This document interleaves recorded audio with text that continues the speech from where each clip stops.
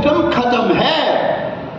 खाली टेढ़े टेढ़े ट्रेड का कह लोगे भाई, ट्रेड तो मेरे में बहुत सारी किसी काम नहीं आई तो मेरे खिलाफ वोट मांगना आयोग उसको डरता है। शुरू में तो हमारा बहुत ही पावरफुल मिनिस्टर था कि मेरे पास रोज बालक आते हैं कि डिग्गी में पौधे और कहीं नहीं सुबह, और जितने नाम पंडित जी ने लिए वह सारे समझ लो मैंने भी ले दी, ऐसे बांध दिए, कानून कायदे इसे बना दिए, हम नौकरी नहीं लगा सकते। पूरी उम्मीद है एमपी तो मेरा कहना मान के भाई 21 लाख जरूर दे के जाएगा।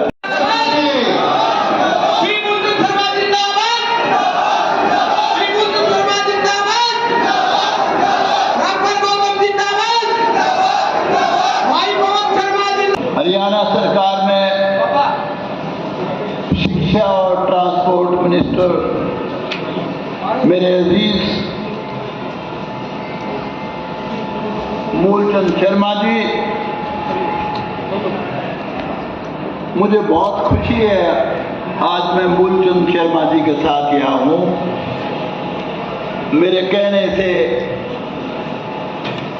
मैंने इनसे कहा था एक बार पंडित जी में का थोड़ा बहुत बजट हमारे धर्मशाला बनने लग रही है उसके लिए रखना। इन्होंने उसी दिन मुझे वायदा कर दिया था कि चिंता ना करो, जो कहोगे वही करूंगा। और मुझे बहुत खुशी है पंडित जी के दिमाग में पहले हमने 21 लाख कलवाए थे, फिर मुका जी देख लो सौदा सारा अधूरा पड़ा है, कहने लगा मैंने 31 लाख किया। इन्होंने बहुत ही बड़ा दिल करके आप लोगों से बहुत प्यार और अपना रिश्ता समझते हुए 31 लाख रुपए की घोषणा कर दी। मैं बहुत मूलचंद शर्मा जी आपका स्वागत करता हूं, आपका धन्यवाद करता हूं, आपने बहुत अच्छा काम किया है, क्योंकि ये अंडर कंस्ट्रक्शन बहुत साल से है। सरकार की तरफ से कोई पैसा अभी तक जितना मिलना चाहिए था उतना नहीं मिला, ले नहीं पाए या क्या बात हुई। शुरू में तो हमारा बहुत ही पावरफुल मिनिस्टर था, वो आया था और हमारा जो यहाँ का एमपी है वो भाई भी आया था, मेरा अजीज है, दोनों मिलके 21 लाख रुपए दे गए थे। 11 लाख किसने दिए थे भाई? कैप्टन ने 10 लाख। 11 लाख कैप्टन साहब ने, 10 लाख एमपी ने। और मुझे पूरी उम्मीद है एमपी तो मेरा कहना मान के भाई 21 लाख जरूर दे के जाएगा सारे, उनका काम बहुत पता है। मेरे दोस्त का बहुत पुराना मेरा साथी था, जब हम इकट्ठे पढ़ाया करते तो वीरेंद्र सिंह अच्छा आदमी है, बढ़िया आदमी है, उसका बेटा है बहुत ही काबिल, पहली बार इतना काबिल एमपी बनाया इस इलाके ने, कमिश्नर रैंक छोड़ गया है, बहुत बड़ी बात है। आईएएस कैडर फिर कमिश्नर रैंक छोड़ गया है, तो वो भी देगा, मुझे पूरी उम्मीद है देगा जरूर। और जितने नाम पंडित जी ने लिए वह सारे समझ लो मैंने भी ले दी। और सभी मान के योग बुजुर्गों, नौजवान दोस्तों, प्यारे प्यारे बच्चों, भाई पहले तो इतना ही कहूंगा, सिर्फ पंडित जी ने बहुत बड़ी बातें सारी बताई हैं भगवान परशुराम जी के बारे में, पवन शर्मा ने भी बताई, मैं किसी बात को रिपीट नहीं करूंगा, इतना ही कहूंगा भाई भगवान परशुराम जी से आशीर्वाद लेके, प्रेरणा लेके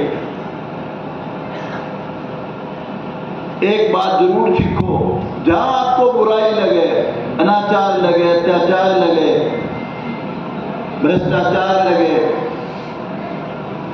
वहां जम के खड़े होके लड़ो। भगवान परशुराम जी ने कितनी लड़ाइयां लड़ी है, कितने गंदे लोगों को उन्होंने मारा है, कितने दुराचारियों ने मारा है। एक तो ये सीख के जाओ भाई। और दूसरी चीज, एक बात आज के युग के हिसाब से बहुत जरूरी कहता हूं, क्योंकि मेरे पास रोज बालक आते हैं कि डिग्गी में पौधे और कहीं नहीं सुबह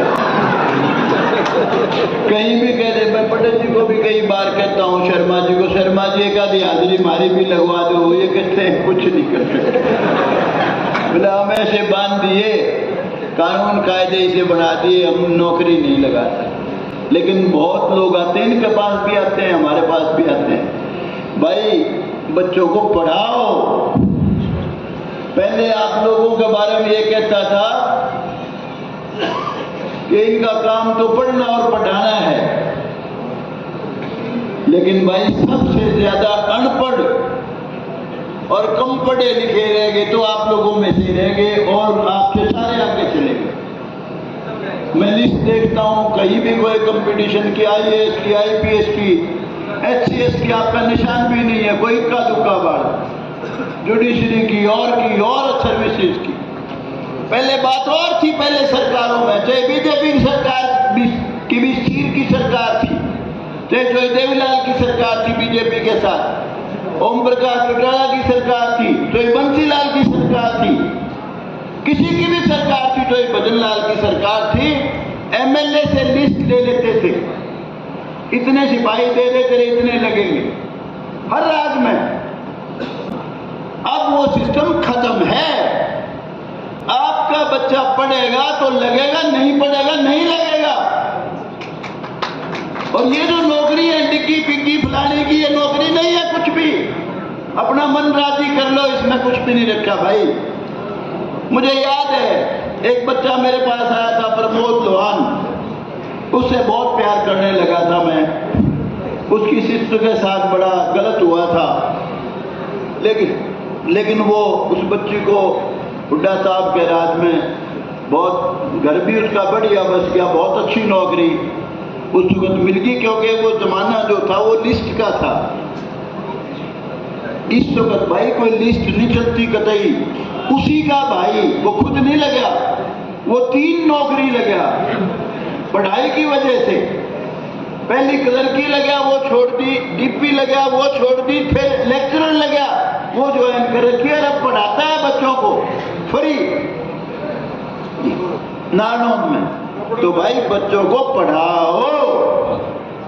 आपके पास कुछ भी नहीं है, जमीन नहीं, जायदाद नहीं, कारोबार नहीं, कुछ भी नहीं, ना आप बिजनेस करते हो, ना आपके पास जमीन जायदाद है, खाली ट्रेड का खेलोगे भाई। ट्रेड तो मेरे में बहुत है, सारी किसी काम नहीं आई, कुछ भी नहीं है इसमें। बच्चों को खूब पढ़ाओ और शुरू से ऐसे संस्कार डालो, ब्रह्मचर्य का पालन कराओ, हर बुराई से लड़ने की शक्ति दो। बच्चों को कहो बेटा तेरा काम सिर्फ पढ़ना लिखना है और अपनी सेहत का ध्यान रखना है, बढ़िया खिलाड़ी बनना है। तो ये इस वक्त समय की मांग है, इसको समझो भाई। तो आज का दिन मैं तो भाई आपके जो भगवान परशुराम को मानते हैं उनके लेखे जोखे का दिन के तौर पे मानता हूं इस दिन को। आप कहां खड़े हो ये विचारणीय विषय है। आप आज कहीं नहीं खड़े हो। एक आज ठग ठुक कोई घने पैसे कमा ले, उसके भी चक्कू मार, उसके भी चक्कू मार, वो तो दूसरा समाज का न पड़े बाप का, वो तो कुछ भी नहीं होता। आप सारे लोग कहां खड़े हो? आप हिसाब लगाओ कहां खड़े हो? कहीं नहीं खड़े हो। बहुत गुर्बत का जीवन जी रहे हो भाई। संभलो, समझ करो, समझदारी करो। एक तो आज मैं ये कहना चाहता था, हमेशा कहता हूं, आपने मन मोल लिया, यहाँ का करके मेरे खिलाफ वोट मांगने ना आयो, उसको डरता है।